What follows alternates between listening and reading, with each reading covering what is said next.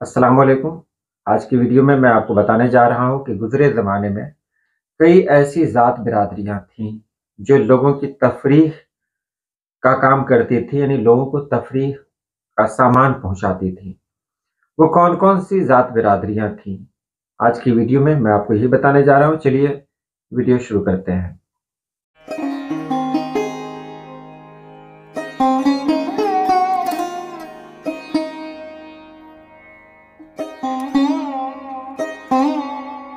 پہلے کے زمانے میں ایسی بہت ساری ذات برادریاں تھیں۔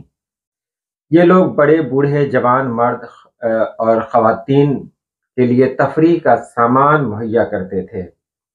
یعنی ان میں بہت سارے لوگ تھے جو گلوکاری کرتے تھے، کچھ نقالی کرتے تھے، کچھ بھانٹ پن کے لیے مشہور تھے، اور سب سے بڑی بات یہ ہے کہ ان کی یادداشت بہت تیز ہوا کرتی تھی۔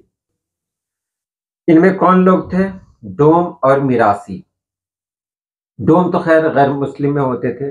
میراثی لوگ جو ہوتے تھے نا، یہ خاص طور سے شادی بیاہ میں جاتے تھے، اور جانے کے بعد یہ لوگ موسیقاری میں بھی بہت آگے تھے، گلوکاری میں بھی بہت آگے تھے۔ خاص طور سے نسب و حسب میں کا جو معاملہ ہوتا تھا، یعنی ان کو بہت یاد ہوتا تھا کسی کا بھی حسب و نسب۔ تو جب یہ شادی میں جاتے تو جانے کے بعد یہ حسب و نسب سنایا کرتے، یعنی کہنے کا مطلب یہ ہے کہ جس کی شادی ہو رہی ہوتی اس کی تعریف کرتے، دادا کا نام لے کر، پردادا کا نام لے کر، دادا اور پردادا سے جڑے ہوئے واقعات ہیں وہ سب سنایا کرتے۔ اگر ان کو حسب خواہش انعام نہیں ملا تو پھر یہ ایسی باتیں بھی کہہ دیتے تھے جو عام طور پر نہیں کہنی چاہیے۔ یعنی ان کی یادداشت اتنی زیادہ تھی کہ یہ سبھی باتوں کو، چاہے وہ اچھی باتیں ہوں بری باتیں ہوں، سب کو اپنے ذہن میں محفوظ رکھتے تھے۔ میراث لفظ ہے نا، یہ عربی زبان سے نکلا ہوا ہے جس کا مطلب ہوتا ہے ترکہ۔ پنجابی زبان میں یہ ان لوگوں کے لیے استعمال ہوا جو لوگ وفات پا چکے لوگوں کی کہانیاں یاد رکھتے ہیں، یعنی ترکہ کہتے ہیں، میراث ترکہ کو کہتے ہیں۔ اور پنجابی زبان میں یہ ان لوگوں کو کہا جاتا ہے کہ جو لوگ وفات پا چکے ہیں ان کے بارے میں، یعنی ان کے حوالے سے بہت کچھ یاد رکھنا، ان کے بارے میں بہت کچھ یاد رکھنا، ان کی کہانیوں کو یاد رکھنا۔ یہ لوگ ہنسی مذاق کا بھی کام کیا کرتے تھے، یعنی ہنسی مذاق میں ماہر تھے، کہیں بھی جاتے اور لوگوں کے درمیان مقبول ہو جاتے، کیونکہ ہنسی مذاق ان کی فطرت میں شامل تھی۔ ان کے قصے بعض اوقات فحش ہوا کرتے تھے۔ یہ ڈھول اور شہنائی بجایا کرتے، انہیں شادیوں پر بلایا جاتا جہاں یہ لوگ مہمانوں اور میزبانوں سے ہنسی مذاق کیا کرتے۔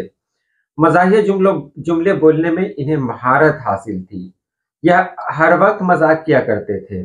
ان کی جو عورتیں تھیں ان کو میراثن کہا جاتا تھا، اور یہ بھی اپنے کام میں ماہر ہوتی تھیں۔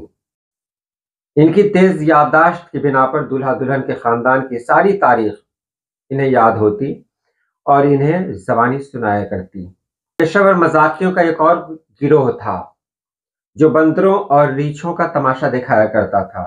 یہ لوگ ڈگڈگی بجا کر لوگوں کو اپنی طرف متوجہ کرتے، جہاں بہت سارے لوگ اکٹھے ہو جاتے تو یہ انہیں تماشا دکھانے لگتے، اور یہ رواج آج بھی ہے۔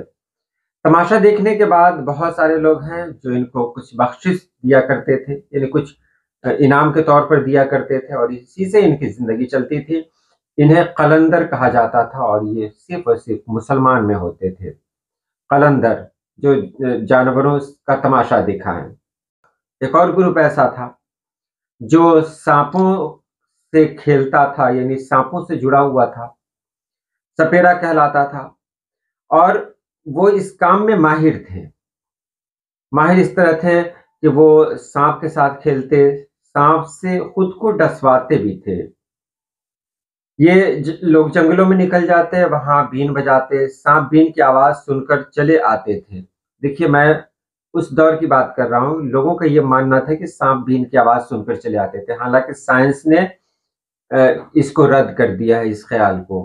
بہرحال میں صرف پرانی باتیں سنا رہا ہوں کہ یہ لوگ جنگلوں میں چلے جاتے، بین بجاتے، بین کی آواز سن کر سانپ ان کے پاس آیا کرتے، تو یہ سانپوں کو پکڑ لیتے تھے، اور سانپ کو پکڑتے وقت ایک قسم کھائی جاتی تھی کہ کبھی بھی اس سانپ کو نقصان نہیں پہنچایا جائے گا، اور ساتھ میں ایک اور قسم کھائی جاتی تھی کہ ایک مقررہ مدت کے بعد سانپ کو آزاد کر دیا جائے گا۔ سپیرے اپنے آپ کو سانپوں کے زہر کا عادی بنانے کے لیے ایک خاص قسم کی جڑی بوٹی بھی کھاتے تھے، اور یہ جڑی بوٹی کون ہوتی تھی یہ وہ کسی کو نہیں بتاتے، یعنی یہ نام قبیلے کے باہر بالکل نہیں جاتا تھا۔ تو یہ 3 لوگ تھے، ایک میراثی، ایک قلندر اور ایک یہ سپیرے۔ یہ مسلمان قوم میں ہوا کرتے تھے اور آج بھی یہ ہیں، لیکن جو ان کا پیشہ ہے، پرانا پیشہ ہے، یعنی کہیں کہ آبائی پیشہ ہے، اب کے دور میں یہ سب چھوٹ چکا ہے، کیونکہ اب دنیا بہت آگے جا چکی ہے۔ اب اس طرح کی محفلیں بھی نہیں سجتی کہ کسی میراثی کو بلا لیا جائے، اور اب سپیروں کا زمانہ بھی ختم ہو گیا، قلندر بھی اب نظر نہیں آتے ہیں، لیکن اس ذات کے لوگ آج بھی، اس برادری کے لوگ آج بھی موجود ہیں۔ تو آج کے لیے اتنا ہی۔